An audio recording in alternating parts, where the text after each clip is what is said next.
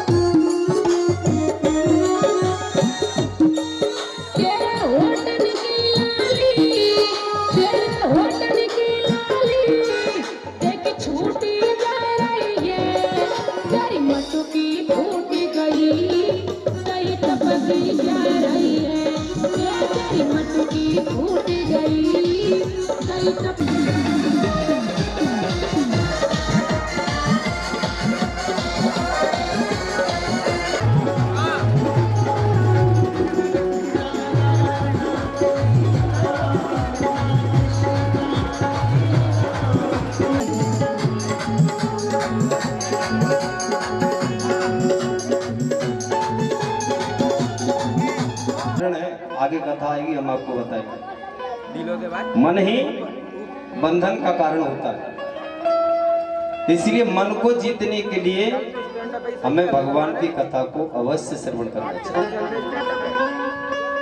सुखदेव जी कहते हैं, परीक्षित अवतार और 20वां अवतार है श्री कृष्ण अवतार, 21वां अवतार है बुद्ध अवतार और 22वां अवतार है मोहिनी अवतार और 23वां अवतार है हंस अवतार और 24वां अवतार कलयुग में भगवान अवतार लेकर के आएंगे। कब आएंगे? 4,32,000 वर्ष पूर्ण होने के बाद में भगवान कली अवतार लेकर के आएंगे, दुष्टों का संहार करेंगे और भक्तों के ऊपर कृपा करेंगे। जब जब होए धर्म की हानि, जब जब धर्म की हानि होगी, दुष्टों का बोलबाला होगा, तो भगवान अवतार लेकर के आएंगे। कलयुग की उम्र है 4,32,000। कितनी निकल गई कलयुग की उम्र? 5,000। कलयुग की उम्र अभी 5,000 निकल चुकी है। अभी तो छोटा सा लाला है, छोटा सा पलना में सो रहा है। जब ये कलयुग पूरा स्वरूप धारण कर लेगा ना, तो सभी जो हमारे वेद धर्म है ना, सब लुप्त हो जाएंगे। पाखंडियों का बोलबाला हो जाएगा, अधर्मियों का बोलबाला हो जाएगा, भक्तों को जीने नहीं देंगे, उनका ही शासन हो जाएगा, उनका ही साम्राज्य हो जाएगा। कन्हैया लाल की। सुखदेव जी कह रहे लगे, बोले परीक्षित, तुम्हारे बाबाओं के साथ में अच्छा नहीं हुआ था, तुम्हारे पांडवों के साथ में, बाबाओं के साथ में कौरवों ने अच्छा नहीं किया था। सुखदेव जी कहने लगे, बोले परीक्षित, एक बार जब महाभारत हो रहा था ना, तो महाभारत के समय आंखें नहीं है और राष्ट्र को काफी समझाया और कहा, बोले राजन, एक नगर को नष्ट कर देने से पूरा देश सुरक्षित है, तो राजन उस नगर को नष्ट कर देना चाहिए। राजन, एक गांव को नष्ट कर देने से पूरा प्रांत अगर सुरक्षित है, तो उस नगर को नष्ट कर। अच्छी बात है, लेकिन आने का कारण क्या है? आप क्यों आए? भगवान द्वारकाधीश ने कहा, बोले दुर्योधन, आप बहुत बड़े महारथी हो, बहुत बड़े योद्धा हो, लेकिन हम आपसे कुछ कहना चाहते हैं। बोले कहो, क्या बात है केशव? भगवान ने कहा, बोले दुर्योधन, पांडव करने वाले के अंदर भूख होना चाहिए, इच्छा होनी चाहिए भोजन करने की। तुम्हारे अंदर भाव नहीं है और मेरे अंदर भोजन करने की इच्छा नहीं है। और तीसरा भाव है दुर्योधन कि आज तो मैं काका विदुर जी के यहाँ पर भोजन करूंगा। विदुर जी के यहाँ? बोले हाँ। विदुर जी सामने खड़े थे सभा में। विदुर जी विचार कर रहे थे, बोले मैंने कन्हैया को कब निमंत्रण दिया? भगवान ने कहा, बोले शांत रहना विदुर जी, ये हमारी और दुर्योधन की चर्चा हो रही है, ये हमारा विषय है। विदुर जी विदुरानी के दरवाजे को चारों तरफ नाच नचा दिए विदुरानी ने, चारों तरफ, उस कोने में, उस कोने में, उस कोने में, उस कोने में, चारों तरफ नाच नचा दिया भगवान द्वारकाधीश ने। और बैठा दिया, उल्टा पाटा बिछा करके भगवान को बैठा दिया। भगवान बैठ भी गए। अब गोविंद ने अपने पेट पर हाथ फेरा, काकीजू मुझे तो बहुत जोर से भूख लग रही है। काकीजू मैं अभी जाती हूँ कदली पर जाकर के और आपके लिए कुछ फल लेकर के आती हूँ। दौड़ करके गई और केले के फल लेकर के आई विदुरानी और भगवान के सामने बैठ जाती है विदुरानी। केले का जो अंदर वाला जो गोदा होता है ना, उसको तो विदुरानी नीचे फेंकती जा रही है, और जो केले के जो छिलके हैं ना, उसको भगवान को पान कराते देखा। आज हरि आए विदुर घर पावना, आज हरि आए विदुर घर पावना, विदुर घर पावना, विदुर घर पावना, विदुर घर पावना, विदुर घर पावना, आज हरि आए विदुर घर पावना, आज हरि आए विदुर घर पावना।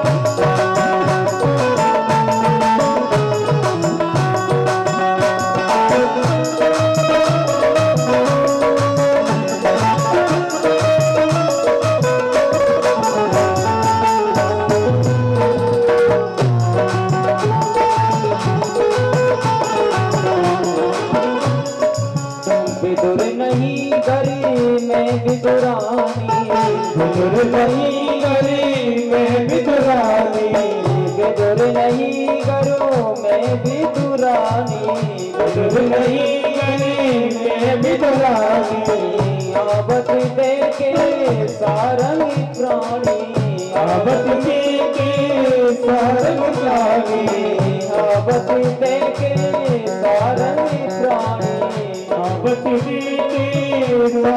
प्राणी, भोजन कांज भावना, भोजन कांज भावना, आज हरि आए विदुर घर पावना, आज हरि आए विदुर घर पावना।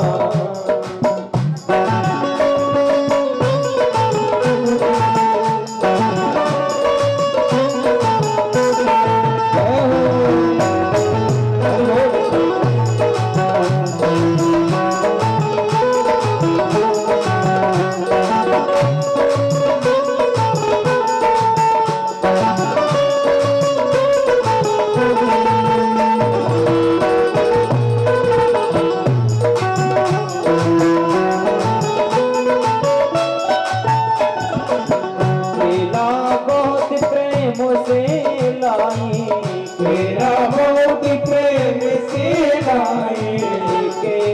बहुत प्रेम से लाई, केला बहुत प्रेम से लाई, गिर गिर सब देत गिराई, गिर गिर सब देत गिराई, जिनका देत सामने मुख माई,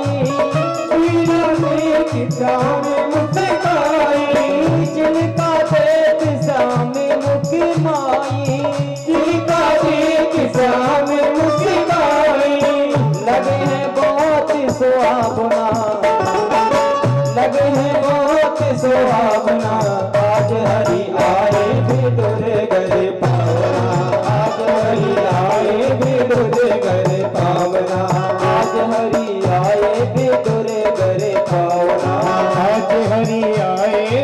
करे पावना।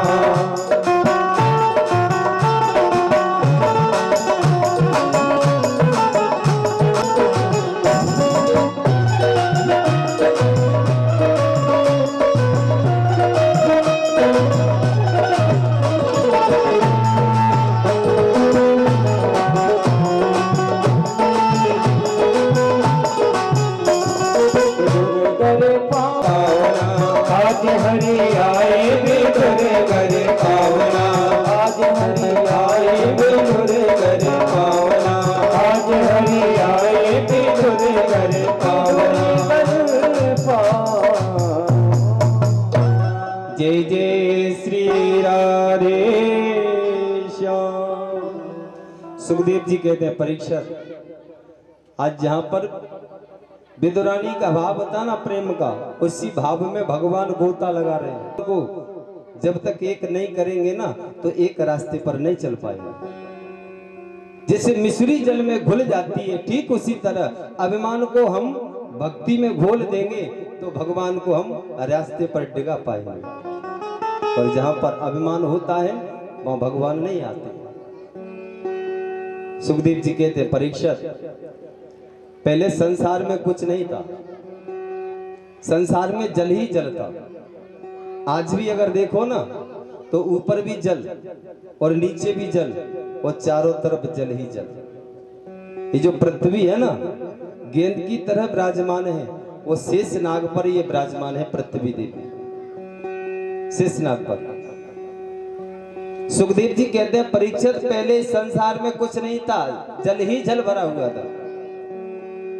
भगवान नारायण क्षीर सागर में शयन कर रहे थे। अब भगवान का भाव जगा कि मैं एक में से अनेक हो जाऊं, तो भगवान क्षीर सागर में शयन कर रहे थे। भगवान की नाभि से कमल प्रकट हुआ। मैया उधर का देख रही है, मैया कथा नहीं सुन रही है, अपनी अपनी कथा में सब लगी हैं। पानी, अच्छा अच्छा पानी पिला दो भैया, गर्मी पड़ रही है। हो जाए चारों ओर अंधेरा हो, चाहे चारों ओर अंधेरा हो, तेरी याद में आतो याम रहे, तेरी याद में आतो याम रहे जाने तुम्हारे चरणों में, तेरी याद में आतो याम रह जाने तुम्हारे चरणों में।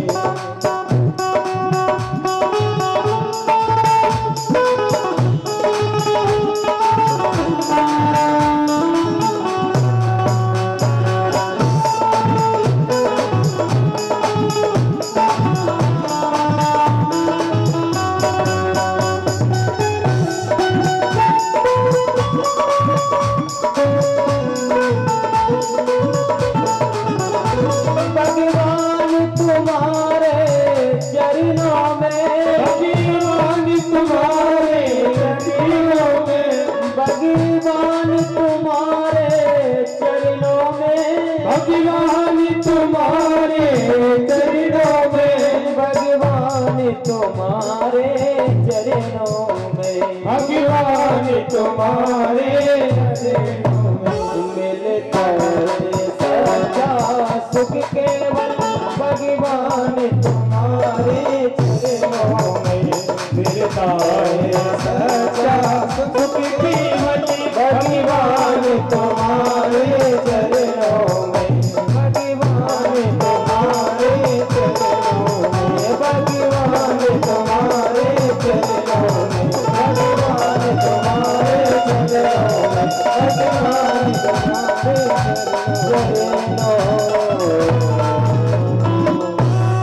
जय जय श्री राधे श्याम। अंगिरा मुख तो क्षणोत्री, मरीचि मन शोभवत। ब्रह्मा जी ने मरीचि ऋषि को मन से प्रकट किया। मरीचि को ब्रह्मा जी ने मन से प्रकट किया। अत्रि महाराज को आंखों से प्रकट किया ब्रह्मा जी ने। अंगरा ऋषि को मुख से प्रकट किया ब्रह्मा जी ने, पुलस्त ऋषि को कानों से प्रकट किया ब्रह्मा जी ने, पुलहु ऋषि को नाभि से प्रकट किया ब्रह्मा जी ने, क्रतु महाराज को हाथों से प्रकट किया ब्रह्मा जी महाराज ने, भृगु ऋषि को चमड़े से प्रकट किया ब्रह्मा जी ने, वशिष्ठ जी को वशिष्ठ ऋषि को प्राणों से प्रकट किया ब्रह्मा जी ने,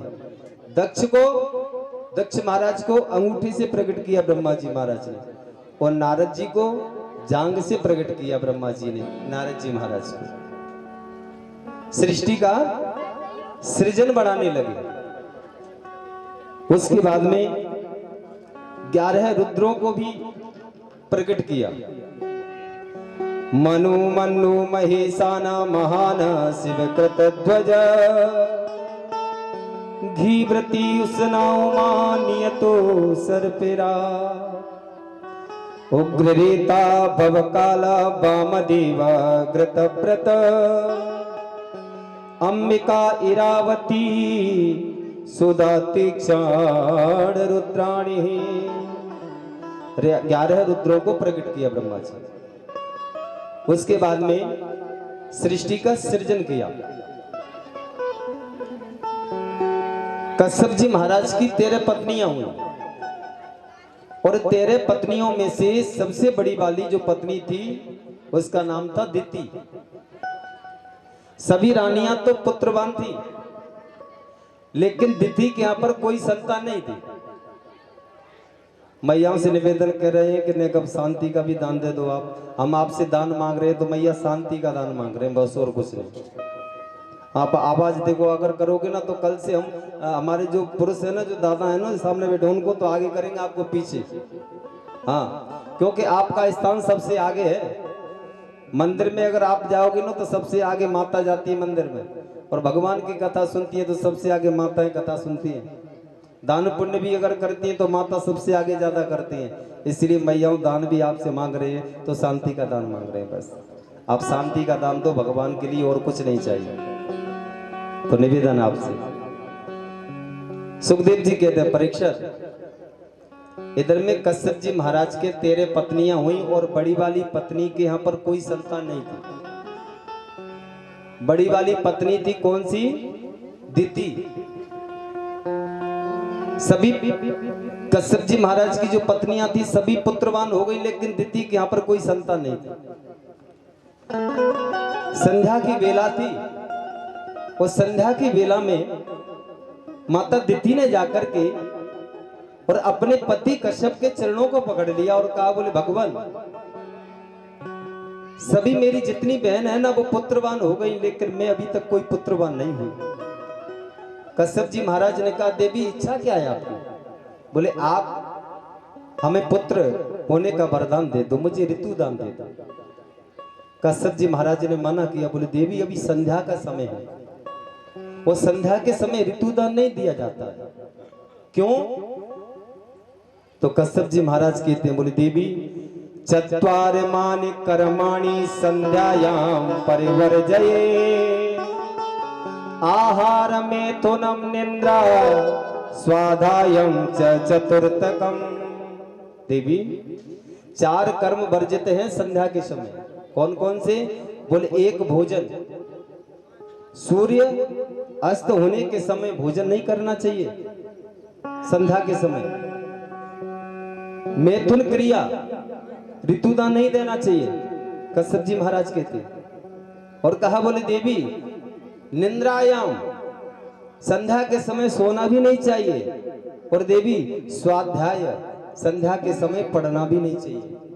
बोले क्यों भगवान, ऐसा क्या कारण है? तो कश्यप जी महाराज कहते, आहारे जायति व्याधि गर्भ दुष्टस्य मेथुने, निंद्रायाम हरते लक्ष्मी स्वाध्याय मरणम ध्रुवम। हे देवी, आहारे जायति व्याधि, जो संध्या के समय भोजन करता है वो मांस के बराबर माना गया है, इसलिए संध्या के समय भोजन नहीं करना चाहिए। गर्भ दुष्ट ही मैथुने, जो पति माता को ऋतुदान देते संध्या के समय, उस माता के गर्भ में दुष्ट बेटा आता है। क्यों? बोले संध्या के समय जो भगवान भोले बाबा के जो गण है ना, वो संध्या के समय भ्रमण करते हैं, उनकी छाया गर्भ पर पड़ जाती है, इसलिए माता के गर्भ में दुष्ट बालक आ जाता है। संध्या के समय ऋतुदान नहीं देना चाहिए। कश्यप जी महाराज ने बहुत समझाया, माता नहीं मानी।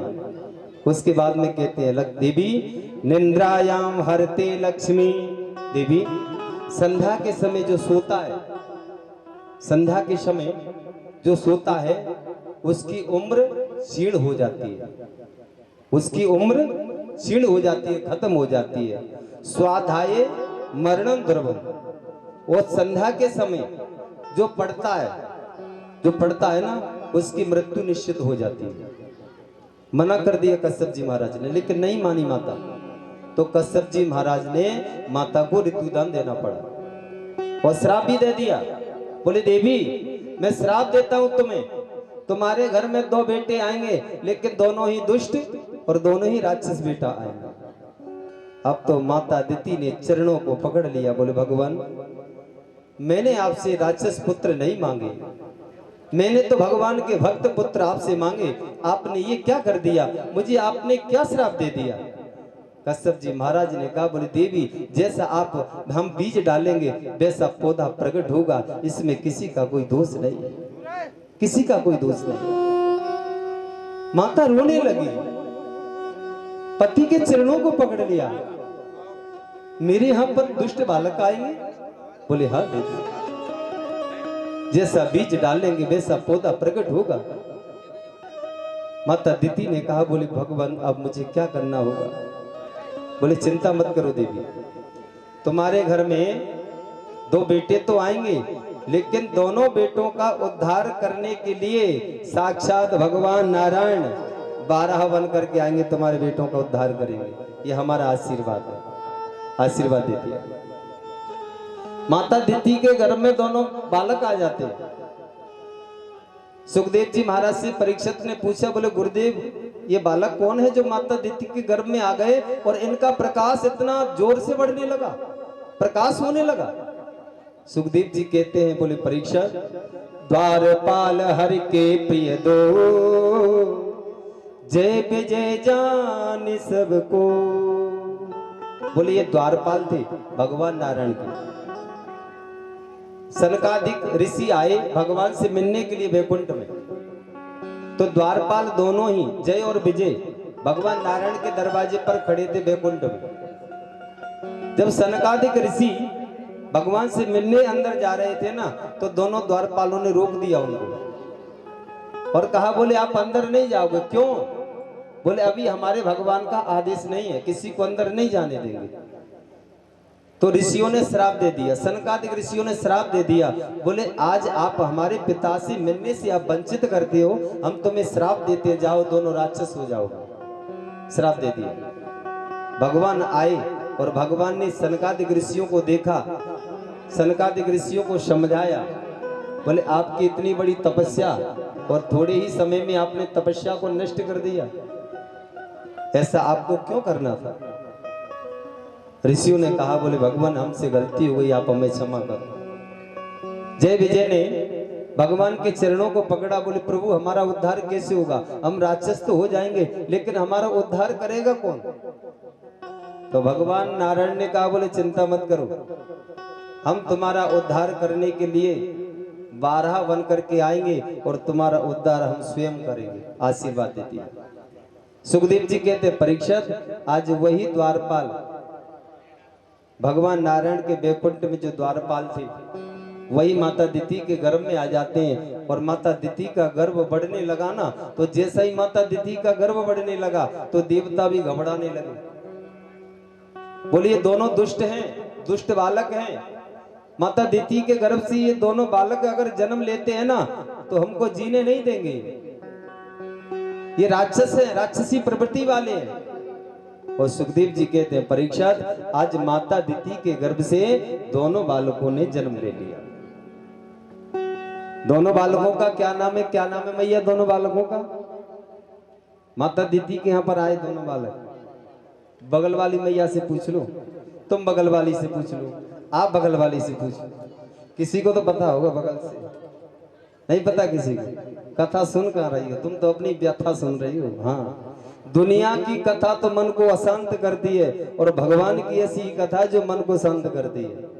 कहीं भी चले जाना, दुनिया की कथा सुन लेना, मन शांत नहीं होगा, और भगवान की कथा तो ऐसी है कि मन शांत कर देती है भगवान की कथा। लेकिन मन शांत आप कर कहाँ रहे हो? आप तो दुनिया की कथाओं को लेके आती हो, और पड़ोसन वाली माता के बगल में अपने घर का पूरा भेद दे करके चली जाती है। हाँ, कोई कहीं से आई है, कोई कहीं से। वृंदावन मेरा स्थान है, सारी दुनिया का प्रलय हो जाएगा, लेकिन वृंदावन का कभी प्रलय नहीं होगा।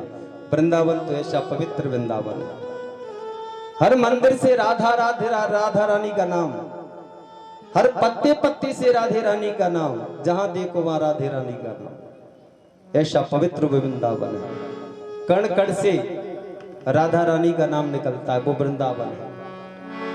आइए हम आप सभी वृंदावन के दर्शन करते हैं। कौन कौन वृंदावन गई है मैया? वृंदावन कौन कौन गई है? जो गई है वो ऊपर हाथ उठा दो, पर आप यहीं रहना। जो नहीं गई है फिर उनको ले चलते हैं वृंदावन। आप भी जाओगे, सब चलना साथ में। एक बार बड़ी प्रेम से जयकारा लगाएंगे, बोली वृंदावन बिहारी लाल की। वृंदावन में आने वाली का मेरा श्याम दीवाना है, उस राधे रानी का। मेरा श्याम दीवाना है, उस राधे रानी का। वृंदावन में हुक्म चले बरसाने वाली का। वृंदावन में हुक्म चले बरसाने वाली का। मेरा श्याम दीवाना है, उस राधे रानी का। मेरा श्याम दीवाना उस राधे रानी का।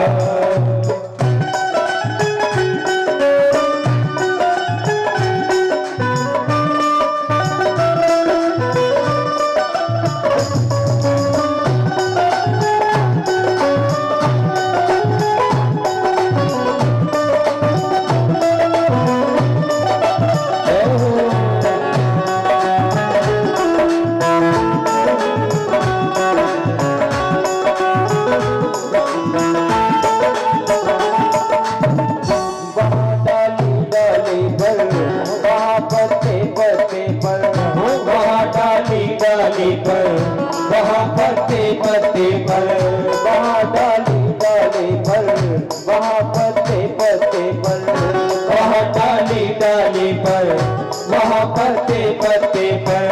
राज राधे का चलता गाँव के हर रस्ते पर। राज राधे का चलता गाँव के हर रस्ते पर। चारों तरफ डंका बजता, चारों तरफ डंका बजता, दसवान दुलारी का। श्याम दीवाना है, उस राधे रानी का। मेरा श्याम दीवाना है, उस राधे रानी का।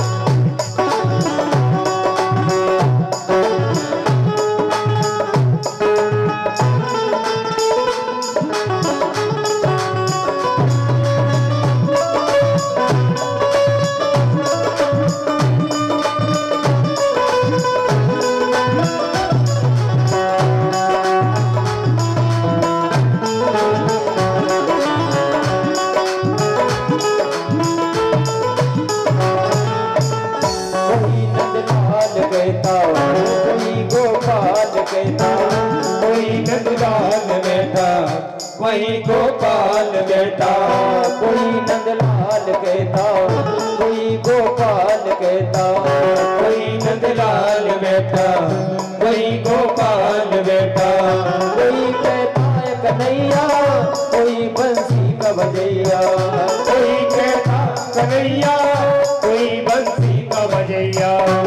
ओ नाम बदल कर रख डाला, नाम बदल कर रख डाला उस कृष्ण मुरारी का। नाम बदल कर रख डाला उस कृष्ण मुरारी का। श्याम दीवाना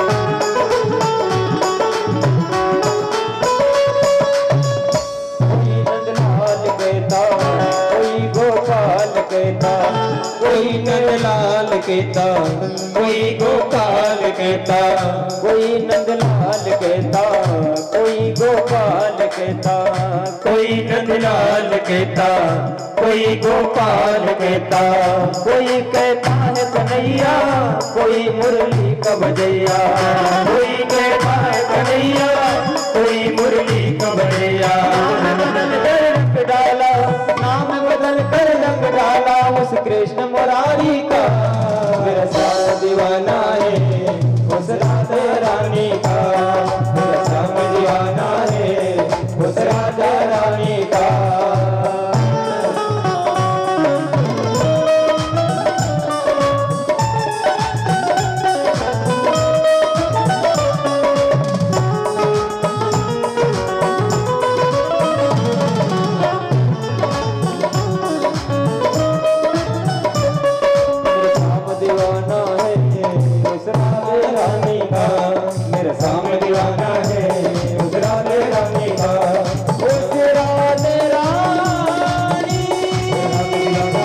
कन्या हुई, आकुति, देवहूति और प्रसूति। आकुति नाम की कन्या रुचि प्रजापति के साथ में ब्याही हुई थी, देवहूति कर्दम मुनि के साथ में ब्याही गई थी, और प्रसूति दक्ष प्रजापति के साथ में ब्याही गई थी। जो प्रसूति माता के यहाँ पर साक्षात सती माता आई थी, माता सती जगत जननी आई थी। 3 कन्याएं हुई। सुखदेव जी कहते हैं, परीक्षित कर्दम जी महाराज भगवान का तपस्या करने पधारी। वो तपस्या करते करते जब कर्दम जी महाराज का भाव जगा कि मुझे भगवान से मिलने जाना है, तो कर्दम जी महाराज भगवान नारायण से मिलने गए। भगवान नारायण ने कहा, बोले कर्दम जी महाराज हम आपका विवाह करवाना चाहते हैं। कर्दम जी महाराज ने मना कर दिया, बोले गोविंद जो मुझे ये जीवन मिला है आपके भजन के लिए, आपकी भक्ति के लिए मिला है, मैं विवाह नहीं कर सकता। तो भगवान नारायण ने समझाया, बोले कर्दम जी महाराज अगर आप विवाह करोगे ना तो सृष्टि का प्रारंभ हो जाएगा, सृष्टि का सृजन होगा। कर्दम जी महाराज ने कहा, बोले भगवान एक शर्त मेरी रहेगी, विवाह तो मैं कर लूंगा लेकिन एक शर्त मेरी। बोले क्या शर्त है आपकी? बोले चाहूं आप समान सुत, आप जैसा सुत की जरूरत है मुझे। जब मैं विवाह करूंगा आप मेरे यहाँ पर बेटा बन करके आएंगे। तो भगवान नारायण ने कहा, बोले मुझे बेटा बनना पड़ेगा? बोले हाँ प्रभु, विवाह जब ही करूंगा मैं जब आप मेरे यहाँ पर बेटा बन करके आएंगे तो मैं विवाह करने के लिए तैयार हूँ। भगवान नारायण ने आशीर्वाद दे दिया, बोले कर्दम जी महाराज हम आपके यहाँ पर बेटा बन करके आएंगे, ये हमारा आशीर्वाद। आशीर्वाद दे दिया। अगर भगवान से बेटा मांगना है तो भगवान से ऐसा ही बेटा मांगना कि बेटा अगर देना तो आप जैसा बेटा देना, दुष्ट बेटा मत देना। भगवान से यही इच्छा करना हो, यही मांगना गोविंद से। क्योंकि अगर जीवन में बेटा नहीं है तो थोड़ा सा जीवन में दुख आएगा, और अगर बेटा अगर कुपुत्र निकल गया तो जीवन भर बेटा रुलाएगा, जीवन भर बेटा रुलाएगा। और अगर माताएं भगवान से अगर बेटा मांगो तो बस यही आशीर्वाद मांगना कि चाहूं आप समान सुत, आप जैसा बेटा दे देना मुझे बस। दुष्ट राक्षस बेटा नहीं। राक्षस बेटे की क्या करेंगे पुण्य लेकर के, जीवन भर रुलाता है, माता पिता की सेवा नहीं करता है, डंडों से मारता है, लातों से प्रहार करता है। ऐसे बेटे को तो चुल्लू भर पानी में डूब के मर जाना चाहिए। क्या दीन का ऐसा बेटा? तो माता पिता साक्षात भगवान घर में विराजमान है, उनको ठुकरा देता है, वो जाता है तीर्थों में, जाता है बद्रीनाथ, केदारनाथ, गंगोत्री, जमुनोत्री, क्या करेगा जा करके? अरे सबसे बड़े तुम्हारे माता पिता, तुम्हारे भगवान तुम्हारे घर में बैठे हैं, 2 परिक्रमा उनकी सुबह दिया करो और 2 शाम को दिया करो, तुम्हारे जीवन में सदैव उजाला ही उजाला हो जाएगा, सदैव उजाला उजाला प्रकाश हो जाएगा जो माता पिता की सेवा करता है। और जो माता पिता को ठुकराता है ना, जीवन में अंधकार बना रहता है, उसके जीवन में अंधकार, कभी प्रकाश नहीं होता है। क्योंकि माँ तो माँ होती है और पिता तो पिता होता है, भाव को समझते नहीं। कर्दम जी महाराज से आशीर्वाद दे दिया और भगवान नारायण ने कहा, बोले मैं आपके यहाँ पर बेटा बन करके आऊंगा, ये हमारा आशीर्वाद है। सुखदेव जी कहते हैं, परीक्षित आज माता देवहूति के साथ में कर्दम जी महाराज का विवाह हो गया। और करदम जी महाराज अपनी पत्नी को ले जा करके एक बहुत बड़ा सुंदर बहुत बड़ा जंगल था, और जंगल के पास में एक बहुत बड़ा सरोवर था। जंगल में ले गए, जंगल में ले जा करके वो माता देवहूति ने क्या देखा कि एक छोटी सी पर्णकुटी थी करदम जी महाराज की, छोटा सा घर था। उस घर को माता देवहूति ने देखा तो उसी घर में बिच्छू, सांप, मेढक, जीव जंतु, हिरण, जानवर, वह सबको देखा। माता देवहूति ने कहा, बोले भगवान आपका घर कहाँ है, आपका स्थान कहाँ है, आप कहाँ रहते हो? करदम जी महाराज ने कहा, बोले देवी आपको दिख नहीं रहा है ना, ये सामने ही मेरा घर है, छोटा सा ये घास पूरे का जो घास जो घर बना है ना, ये मेरा घर है, ये झोपड़ी है मेरी। माता देवहूति ने कहा, बोले भगवान इसमें तो जीव जंतु न जाने कैसे कैसे जीव जंतु इसमें विराजमान है, ये आपका घर है? बोले हाँ, ये भी इस घर को अपना मानते हैं। और देवी 1.5 फुट का जो इसमें आसन बिछा है ना, उस आसन पर बैठ करके मैं हरि का चिंतन करता हूँ, मैं गोविंद का भजन करता हूँ, यही मेरा घर है। माता देवहूति ने विचार किया, बोले मेरे पति का जीवन इतना निर्मल, इस घर में पशु पक्षी जानवर जीव जंतु अपना घर भी मानते हैं, और मेरे पति का भी घर है ये। माता देवहूति को करदम जी महाराज ने कहा, बोले देवी अब आप यहाँ पर स्थान में रहिए और अब हम भगवान का भजन करते हैं। सुखदेव जी कहते हैं, परीक्षित करदम जी महाराज ने ऐसी समाधि लगाई कि 10,000 वर्ष बीत गए समाधि में, 10,000 वर्ष बीत गए। और वो माता देवहूति गीला वस्त्र लेती, अपने पति का लेपन करती, गीले वस्त्र से स्नान कराती, चंदन लगाती और आरती करती और पति सेवा करती।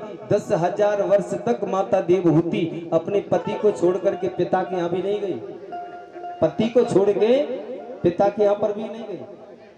और आजकल की पत्नियों को तुम हम सब जानते हैं कि क्या परिस्थिति हो रही है आजकल। हाँ, आजकल तो ऐसी पतिव्रता है, ये पतिव्रता का भाव नहीं है, पतिव्रता तो बहुत अलग चीज है। आजकल की तो माताएं अपने, मेरे पिता ने आपके साथ में विवाह करवाया था, आप मुझे भूल गए? करदम जी महाराज ने कहा, बोले हाँ देवी मुझे थोड़ा थोड़ा याद आ रहा है। आप ही देवहूति हो? बोले हाँ। मनु महाराज की आप पुत्री हो? बोले हाँ। करदम जी महाराज ने माता देवहूति का हाथ पकड़ा, वो जो पास में सरोवर था ना, दोनों ने डुबकी लगाई ना, तो करदम जी महाराज तो 25 वर्ष के और माता देवहूति 20 वर्ष की बन जाती है। और सरोवर के चारों तरफ देखा ना तो दास दासी सोने के महल प्रकट हो जाते हैं। सुखदेव जी कहते हैं, परीक्षित किसका प्रताप है? पति के भाव का प्रताप, पति की सेवा का प्रताप। ये पति सेवा का प्रताप माता देवहूति को मिला। और उन्हीं माता देवहूति के यहाँ पर सबसे पहले 9 कन्या आ गई। करदम जी महाराज को बहुत गिलानी हुई, बहुत गिलानी हुई कि 9 कन्या सबसे पहले आ गई। और भगवान ने तो आशीर्वाद दिया था कि मैं आपके घर में बेटा बन करके आऊंगा। अभी तक 9 कन्या हो गई, लेकिन अभी तक बेटा नहीं आया, भगवान नहीं आए, गिलानी हो गई। कहने का भाव क्या है? जिस घर में, ध्यान रखना, जिस घर में बेटा होता है वो पिता तो भाग्यवान होता है, भाग्यशाली होता है। जिस घर में बेटा होता है, पिता के सामने बेटा होता है, वो पिता भाग्यशाली होता है। और जिस पिता के यहाँ पर बेटी होती है वो पिता सौभाग्यशाली होता है, सौभाग्यशाली। लेकिन बेटी तो बेटी होती है, बेटी के भाव को समझते कहाँ है? बेटी को तो माताएं गर्भ में ही नष्ट करवा देती, गर्भ में ही मरवा देती बेटी को। और जिस दिन बेटी होना बंद हो जाएगा ना, सृष्टि का जो रचना हो रही ना, सृष्टि का जो सृजन हो रहा है ना, बंद हो जाएगा। बेटा जीवन भर ख्याल नहीं रखता है पिता का, लेकिन बेटी मरते मर तक मर जाएगी, लेकिन पिता का ख्याल रखेगी तो वो बेटी रखेगी। वो बेटी तो बेटी होती है, बेटी को समझ कहाँ पाती है कि बेटी क्या होती है। एक बेटी होने से 101 यज्ञ करने का फल मिलता है। जो पिता अपने हाथों से बेटी का कन्यादान करता है, 101 यज्ञ करने का फल प्राप्त होता है जो पिता अपनी बेटी का कन्यादान करता है। दूसरी की बेटी लेकर के तो कन्यादान कर दो, कोई बात नहीं, लेकिन जिस पिता के बेटी हो वो पिता एक भाग्यशाली नहीं, 100 भाग्यशाली होता है, 100 भाग्यशाली। क्योंकि बेटी तो बेटी होती है, बेटी जीवन भर पिता का ख्याल रखती है। और बेटा, अगर पिता कहता है ना कि बेटा एक लोटा जल का भर के लाना, तो ध्यान नहीं देगा, कानों से सुनना ही बंद कर देगा, निकल जाएगा बाहर के लिए। बेटा गरम गरम रोटी बन जाती है, ताजी ताजी रोटी शाम को, और महारानी देवी जी कहती हैं कि सुबह की रखी है वो खिला दो उनको पिताजी को। क्या बात है, जिस पिता ने जीना सिखाया, जिस पिता ने चलना सिखाया, उसी पिता को सुबह की रोटी खिलाते हो, और स्वयं पतिदेव को ताजी ताजी गरम गरम रोटी तैयार हो जाती है। क्योंकि अब तक तो पिताजी ने बहुत कमाया, अब कमाना बंद कर दिया तो भोजन भी बंद कर दिया उनका। ये जमाना है महाराज, और ये जमाना किसी का नहीं है, ख्याल रख लेना।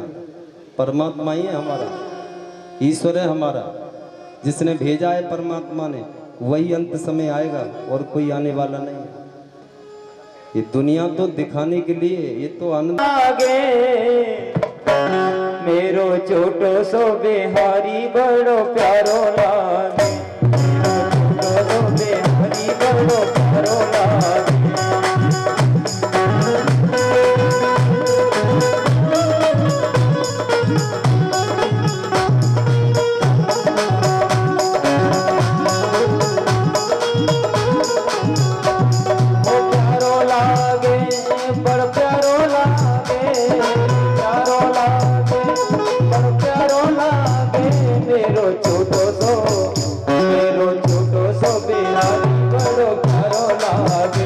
मेरो छोटो सो बिहारी बड़ो प्यारो लागे।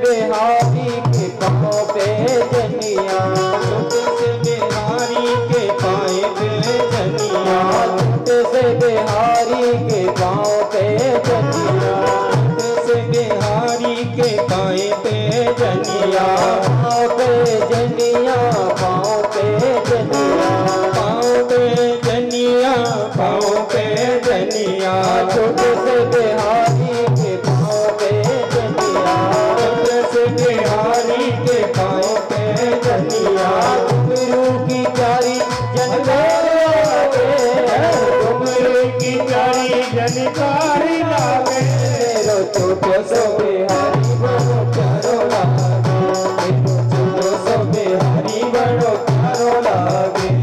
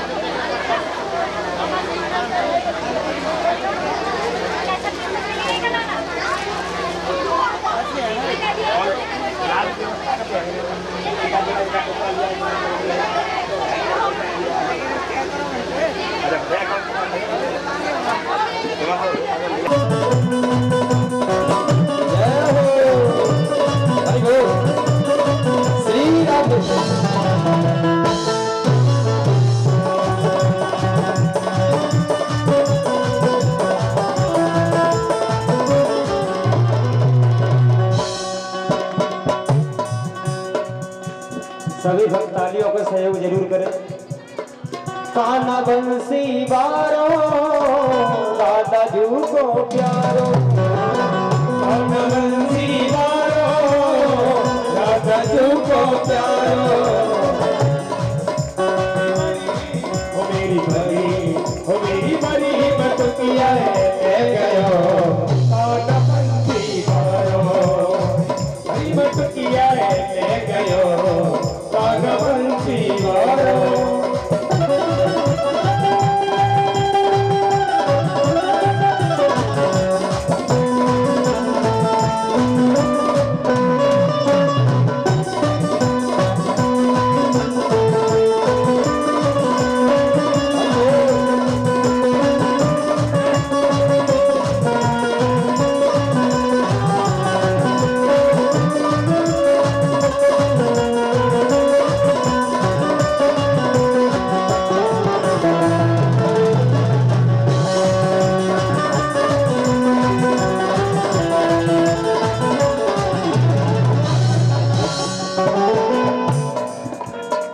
वृंदावन को कृष्ण कन्हैया लूट लूट दिखा दे, वृंदावन को कृष्ण कन्हैया लूट दिखा दे, वृंदावन को कृष्ण कन्हैया लूट लूट दिखा दे, वृंदावन को कृष्ण कन्हैया लूट दिखा दे। रोज रोज मेरी मत की बोले कहाँ से आवे, रोज मेरी मत की बोले कहाँ से आवे, रोज रोज मेरी मत की बोले कहाँ से आवे, रोज रोज मेरी मत की बोले कहाँ से आवे। नैनन से जादू कर गयो कान्हा बंसी बारो, जादू कर गयो कान्हा बंसी बारो।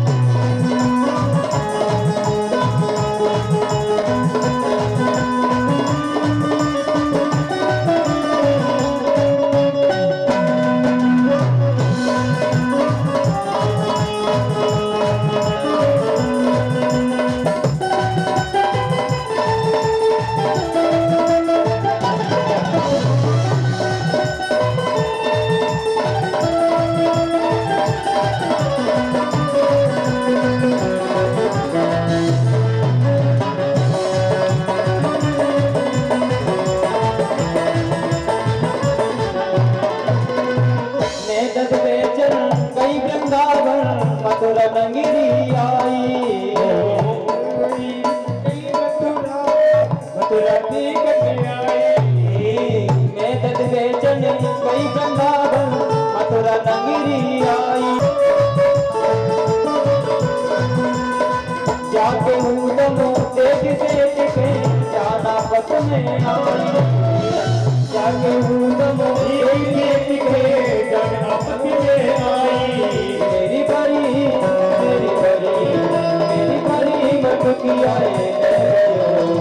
कान्हा बंसी बारो, कान्हा बंसी बारो, कान्हा बंसी बारो, कान्हा जू को प्यारो, कान्हा बंसी बारो, राधा जू को प्यारो।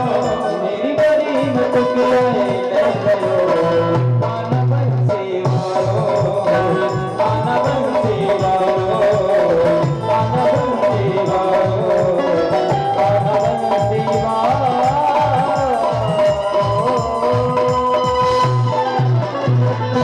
जय जय श्री राम।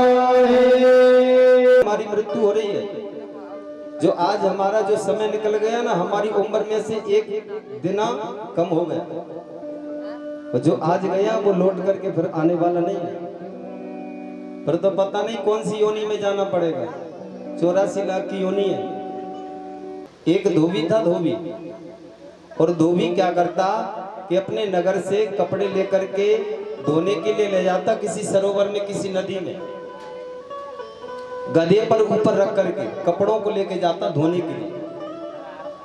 एक रस्सी लेकर के जाता गधे को बांधने के लिए, कि जहां एक सरोवर था ना, उस सरोवर के पास में एक पेड़ था, उस पेड़ से गधे के पैर को बांध देता और कपड़े धो के लेके आता। जब तक गधा था ना, गधा बना रहता था। प्रतिदिन उस धोबी का यही काम था। एक दिन क्या हुआ, धोबी रस्सी ले जाना भूल गया। अब पहुंच तो गया सरोवर के पास में, अब उसको याद आई, बोले रस्सी तो लेकर के नहीं आया मैं गधे को बांधने के लिए, और अगर गधे को नहीं बांधूंगा मैं कपड़ा धोने चला गया, जब तक गधा भाग जाएगा, अब क्या करूंगा। सोच रहा था बैठा बैठा।